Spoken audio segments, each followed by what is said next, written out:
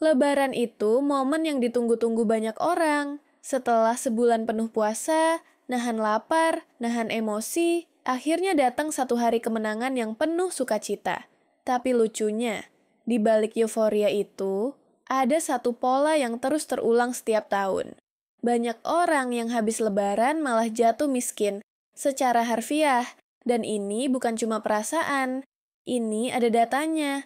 Bank Indonesia sempat mencatat pengeluaran rumah tangga selama Ramadan dan Lebaran bisa naik lebih dari 30% dibanding bulan-bulan biasa.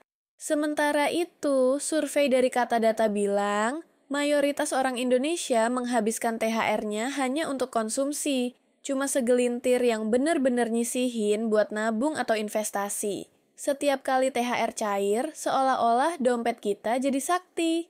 Nggak peduli pengeluaran seberapa besar, semua jadi terasa sah-sah aja. Beli baju baru, pesan hampers, nyiapin kue lebaran, mudik, dan jangan lupa angpau buat ponakan. Masalahnya, semua itu sering dilakukan tanpa perhitungan yang jelas. Dan akhirnya, tanggal 10 Syawal, saldo rekening udah mendekati nol, kadang malah udah minus karena ngandelin paylater atau kartu kredit. Yang lebih miris, pola ini terjadi setiap tahun.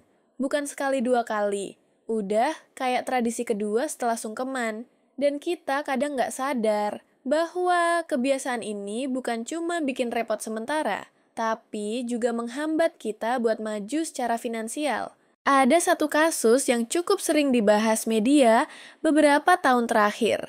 Seorang karyawan swasta di Jakarta cerita kalau dia habis 9 juta rupiah cuma buat kebutuhan lebaran.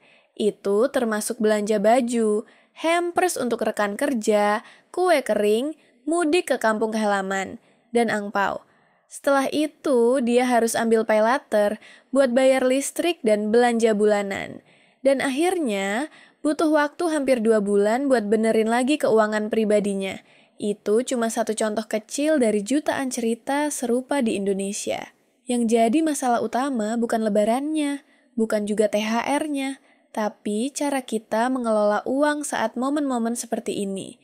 Kita punya mental setahun sekali, seolah-olah semua pemborosan itu bisa dimaklumi. Padahal, justru karena setahun sekali, kita harusnya lebih hati-hati, karena efeknya bisa panjang. Coba pikir deh, kalau setiap tahun kamu habisin semua THR, bahkan nambah utang dan itu terjadi selama 10 tahun, berapa banyak uang yang sebenarnya bisa kamu kumpulkan kalau dikelola dengan benar? Mungkin cukup buat DP rumah, atau mulai usaha, atau minimal jadi dana darurat. Salah satu penyebab paling umum kenapa orang jatuh miskin pasca lebaran adalah nggak punya anggaran. Banyak orang nggak bikin rencana pengeluaran sama sekali. THR cair, langsung ngikutin hawa nafsu dan promo diskon. Padahal, promo itu seringkali bikin kita beli barang yang sebenarnya nggak butuh-butuh amat. Cuma karena ada embel-embel Ramadan Sale, kita jadi ngerasa harus punya. Terus, soal mudik, ini juga salah satu penyedot terbesar dana THR. Data dari Kementerian Perhubungan menyebut biaya mudik keluarga kecil bisa sampai 7 juta rupiah, tergantung kota asal dan kota tujuan. Tapi berapa banyak dari kita yang nyiapin dana mudik dari awal tahun? Hampir nggak ada. Semua diambil dari THR. Hasilnya, THR habis buat tiket, bensin, servis kendaraan, dan oleh-oleh. Belum sampai hari H, uangnya udah ludes. Dan ironisnya, setelah lebaran, hidup tetap jalan. Masih ada cicilan, masih ada biaya sekolah anak, masih ada listrik, air, dan kebutuhan rumah tangga. Kalau THR udah habis dan gaji belum turun, akhirnya lari ke pinjaman. Mulai dari gesek kartu sampai aplikasi pinjol. Dan dari situ, masalah jadi beranak pinak. Karena utang yang diambil karena momen spesial butuh waktu lama buat diberesin. Tapi tenang, bukan berarti kita harus anti lebaran. Sama sekali enggak. Yang perlu kita lakukan adalah mengubah cara berpikir kita soal uang, terutama saat momen besar kayak gini. Karena kita nggak mungkin bisa nikmatin hari kemenangan kalau kita malah kalah secara finansial. Cara paling gampang adalah mulai dengan bikin anggaran THR sebelum uangnya cair. Nggak usah ribet, cukup bikin daftar, berapa persen untuk apa. Misalnya, 30% buat kebutuhan lebaran, 20% buat mudik, 30% untuk tabungan atau investasi, 10% untuk sedekah, dan sisanya buat dana tak terduga. Angka ini bisa kamu sesuaikan dengan kondisi kamu. Tapi intinya adalah, setiap rupiah punya tugas yang jelas. Kedua, mulai biasakan nabung buat mudik sejak awal tahun. Ini simple tapi sangat efektif. Misalnya, kamu tahu mudik butuh 5 juta, dan kamu mulai nabung dari Januari. Berarti cukup nyisihin sekitar 420.000 per bulan. Pas lebaran datang, kamu nggak perlu stres lagi. Lalu yang nggak kalah penting, berani hidup sederhana. Kita nggak harus ikut arus pamer. Nggak harus ganti baju baru tiap tahun, nggak harus ngeluarin uang banyak buat hampers, nggak harus nyediain meja makan yang isinya 12 macam kue mahal.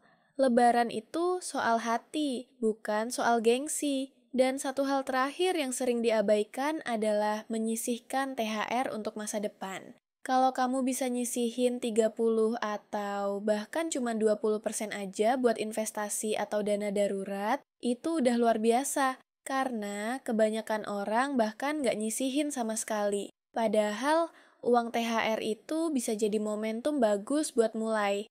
Coba bayangin, kalau setiap tahun kamu sisihkan 1 juta dari THR buat beli reksadana, dalam 10 tahun kamu udah punya 10 juta lebih tanpa nyadar. Belum lagi kalau nilainya berkembang. Itu bisa jadi modal buat apapun nanti. Ujung-ujungnya, semua balik lagi ke pilihan. Mau ikut arus dan terus-terusan stres pasca lebaran, atau mulai ubah cara mainnya, biar lebaran tetap meriah, tapi dompet tetap aman. Karena sebenarnya kita bisa kok rayain lebaran dengan penuh makna, tanpa harus menyiksa keuangan sendiri. Yang penting bukan soal berapa besar THR-nya, tapi gimana cara kita mengelolanya. Jangan sampai momen bahagia malah jadi awal dari penderitaan finansial yang panjang.